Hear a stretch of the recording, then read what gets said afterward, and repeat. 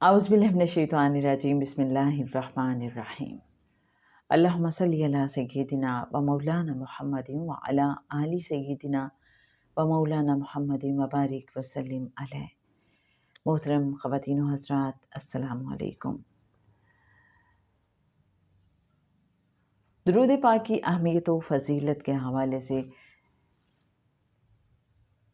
ایک واقعہ آپ کے ساتھ شیئر کرتی ہوں۔ کتاب ہے فضائل درود شریف۔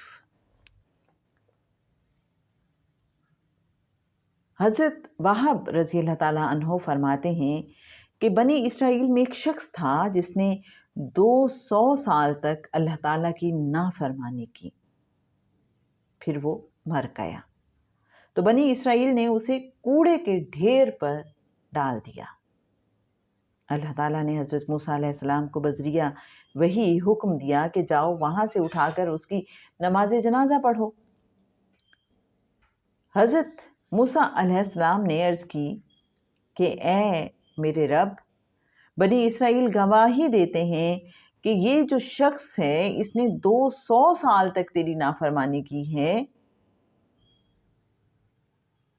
اور تو کہتا ہے کہ میں اس کی نماز جنازہ پڑھوں۔ تو اللہ تعالیٰ نے دوبارہ سے وحی فرمائی میرے اچھے ناظرین، اور فرمایا کہ بالکل ایسا ہی ہے، یہ شخص ایسا ہی ہے، اس نے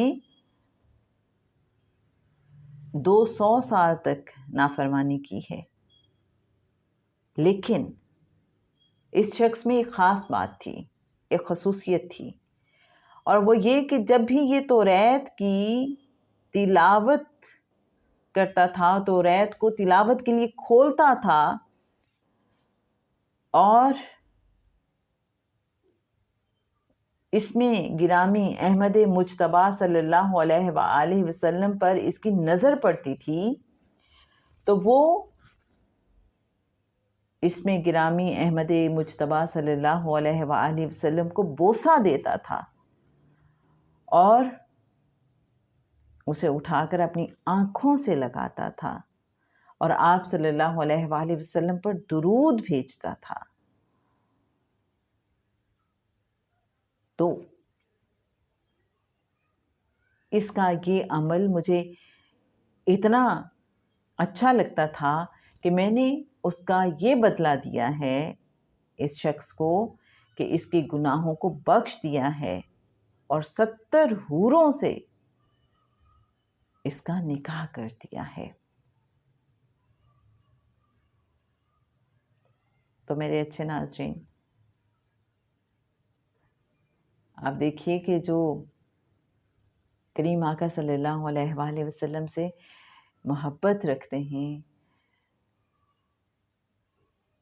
کریم آقا صلی اللہ علیہ وآلہ وسلم کی بارگاہ اقدس میں درود و سلام کا نذرانہ بھیجتے ہیں، اگر ان کے باقی اعمال میں کوئی کمی کوتاہی رہ بھی جائے تو اس درود پاک کی برکت سے ان کا بیڑا پار ہو جاتا ہے۔